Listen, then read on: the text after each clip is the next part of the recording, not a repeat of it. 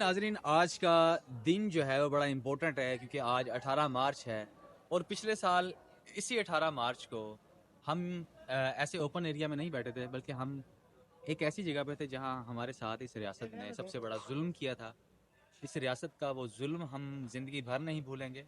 ہم اس وقت 3 ساتھی یہاں موجود ہیں۔ میرا نام مظفر خالد ہے، میرے ساتھ اس وقت گوہر سیال موجود ہیں، اور اگر اس سائیڈ ہم دیکھیں تو بلال موجود ہیں۔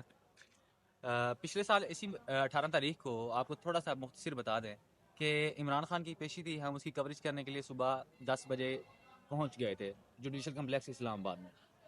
لیکن وہاں ہوتا کیا ہے کہ ہمیں صبح 10 بجے کے بعد تقریباً 10-15 منٹ بعد جو ہے ہمیں گرفتار کر لیا گیا اور ہمیں تھانے میں لے گئے۔ اور اس روز آپ کو یاد ہوگا 18 مارچ کو پیشی والے دن جلاؤ گراؤ بہت زیادہ ہوا تھا اسلام آباد کے اندر، اور ہمیں دن بھر جو ہے وہ تھانے کے اندر رکھا گیا، تھانہ رمنا اس کے اندر رکھا گیا، اور رات کو ہمیں جو جلاؤ گراؤ ہوا 5-6 بجے کے دوران ہمیں صبح 11 بجے پکڑا ہوا ہے۔ یہ چیز یاد رکھنی ہے، جو شام کو 6 بجے کے دوران 5 بجے کے دوران یا اس کے بعد یا اس سے پہلے جو جلاؤ گراؤ ہوا ہے، رات کو ہمارے اوپر وہ سارے مقدمات ڈالے اور اس کے بعد ہمیں جیل ہو گئی ہے، ڈالا جیل۔ ہم 7 دن کے اندر رہے، 7 دن کے لیے رہے۔ اب 1 سال ہو گیا ہے۔ کیسز کی جو صورتحال ہے وہ گور سیال آپ کو بتائیں گے۔ گور سیال یہ تھوڑا سا آڈینس کو آگاہ کر دیں۔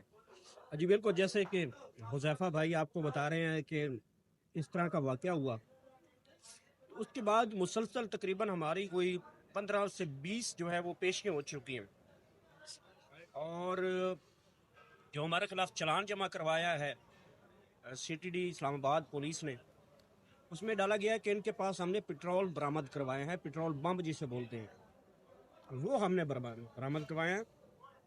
ہم نے عدالت کو بتایا کہ ان سے پٹرول بم کی سی سی ٹی وی فوٹیج منگوائیں، ان سے وہ جو ہم نے جلاؤ گراؤ کیا ہے وہ سی سی ٹی وی فوٹیج منگوا لیں، ہم بھی اپنی چیزیں پروو کر دیں گے۔ ہمارے ہاتھ میں ایک مائک تھا، ایک کیمرہ تھا، اور ہمارا بس جو مائک تھا وہ پٹرول بم بن گیا، اور جو ہمارا کیمرہ تھا وہ سب سے بڑا کالا دہشت گرد بن گیا۔ اس کی بنیاد کے اوپر 1 سال ہو گیا ہے۔ میں اس ریاست پاکستان کے اوپر بہت ہی افسوس سے کہہ سکتا ہوں کہ عدالت کا نظام عدل جو ہے نا، وہ اپنی آخری حدوں کو چھو رہا ہے، نہیں انصاف دے رہے۔ کبھی جج چھٹی پہ چلے جاتے ہیں، کبھی جج صاحبان اس کے اوپر بحث و مباحثہ نہیں کروا رہے۔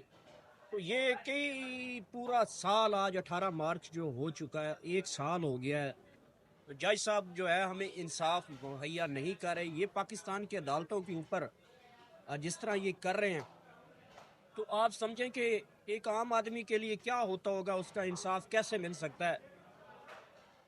جج صاحب کو چاہیے تھا کہ اس کے اوپر بحث کرواتے، بحث میں ہم اپنے ثبوت پیش کر سکتے، پراسیکیوٹر ٹیم جو ہے وہ اپنا اگر کوئی الزام تھا ہمارے اوپر تو وہ لے کے آتی، اور میں نے دیکھے اپنی ایجوکیشن سسٹم جو ہے اس کے مطابق جو ہے میرا اسکالرشپ کے اوپر میں باہر جانا چاہتا ہوں، اور انہوں نے سنگین دفعات ہمارے اوپر لگا رکھی ہیں دہشت گردی کی۔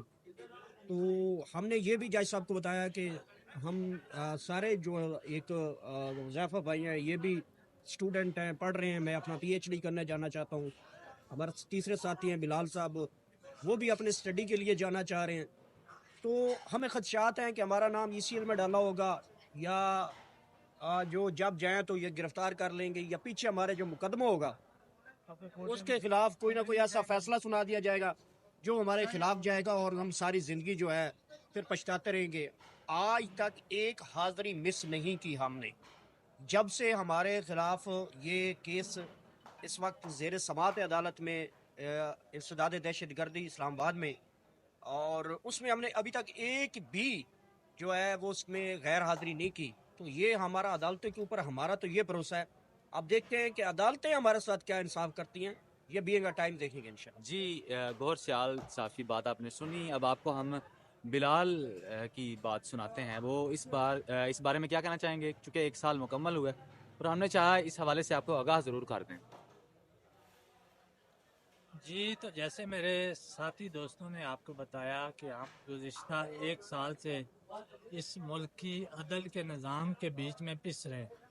ہماری جو جوڈیشری ہے یہ گزشتہ 1 سال سے نہ صرف ہمارے ساتھ، تو جو ایف آئی آر ہم پہ بیسکلی کٹی ہے اس میں से तकरीबन 600 प्लस लोगों के नाम भी उसमें मेंशन है, और उनमें से भी तकरीबन 50% लोग हर पेशी पे हाज़िर होते हैं। आपको पता ही है कि पाकिस्तानी लोग मुख्तलिफ पेशों से अपना रोज़ी रोटी कमाते हैं। वो बेचारे बामुश्किल अपने घर के वाहिद कफ़ील हैं कई लोग, और वो अपने जो आमदन है, उनका ज़राए आमदन है, उससे बढ़ चढ़ के जितने भी पैसे हैं वो सारे इस जुडिशरी के पीछे अपने अपने इन केसेस के पीछे ज़ाया कर रहे हैं। हम ये इस्तदा करेंगे कि खुदारा इस मुल्क के जो यंग जनरेशन है इनको ऐसा सबक ना दें कि जो हमारी नस्लों के लिए सुलझाना मुश्किल हो जाए। मेरा लहजा थोड़ा सख्त इसलिए है कि हम इस निज़ाम में रियासत के चंद बाशऊर नौजवान इस कदर पिस रहे हैं, तो जो हमसे लो लेवल का तबका है, जो बेचारे गांव देहात से आते हैं, वो किस कदर अजियत का शिकार होंगे। हम अपनी रियासत से, अपने इदारों से ये इल्तमास करते हैं कि खुदारा इस मुल्क को ऐसी नहज पे ना लेके जाएं जहाँ से इसकी वापसी ना हो सके। तो बराए कराम हमारे पे, हमारे जितने भी अजीज़ो अकारिब हैं, हमारी फैमिलियाँ इस कदर अजियत का शिकार है कि हम कोई भी काम खुल के नहीं कर सकते। हम कहीं पे भी मौजूद हों, हमें पेशी पे हाज़िर होना पड़ता है। तो हमारी जो भी ज़राए आमदन है, हम उसका एक मुख्तस हिस्सा सिर्फ इसी मकसद के पीछे लगा रहे हैं कि शायद हमें इस मुल्क के अदल के निज़ाम से इंसाफ मिल सके। बहुत शुक्रिया। जी, आपने बिलाल साहब की बात सुन ली है, बिल्कुल ठीक कह रहे हैं ये भी कि हम जो है वो अपनी ज़ाहिर बात है, मैं भी इस्लामाबाद से बिलोंग नहीं करता, मैं भी सिटी बहावल नगर से आया हुआ हूँ। तो मेरा भी ज़ाहिर बात है, कभी मैं घर होता हूँ तो मैं 10-15 हज़ार खर्च कर कर आता हूँ पेशी के ऊपर, ताकि मिस ना हो जाए और कहीं हम कानून से कोई इस तरह का काम ना कर लें कि हमारे ऊपर जो है कल को मुश्किल आए। तो हम कोशिश में होते हैं कि यार ये जो पेशियाँ हैं इसके ऊपर जाते रहें। और अभी जो 4 गुज़िश्ता पेशियाँ गुजरी हैं उसके ऊपर जज साहब भी मौजूद नहीं थे, तो हमारा क्या कसूर है कि हम आते हैं पेशी के ऊपर और आगे जज साहब भी नहीं होते। तो हम कब तक इस निज़ाम के पीछे रुलते फिरते रहेंगे, हम कब तक इंसाफ की उम्मीद करते रहेंगे कि हमें इंसाफ मिले। तो 1 साल गुजर गया जी, आज की वीडियो बनाना हमने लाजिम समझी और आपको बताना लाजिम समझा कि ये इस मुल्क के नौजवानों के साथ, साथियों के साथ हो रहा है और ऐसा हमें किसी भी मुल्क के अंदर देखने को नहीं मिलता। उम्मीद है कि इस वीडियोस को अगर कोई आला हुकाम जो हैं वो बड़े अहदेदारान या जजेस साहबान जो हैं वो सुनते हैं तो कुछ हमारे लिए हमारे लिए कोई कंसेशन होगी, हमारे लिए कोई रिलैक्स हम होंगे, कुछ इकदामात ऐसे उठेंगे कि हमें इन झूठे मुकदमा से जो है वो निकाला जाएगा। अल्लाह निगहबान।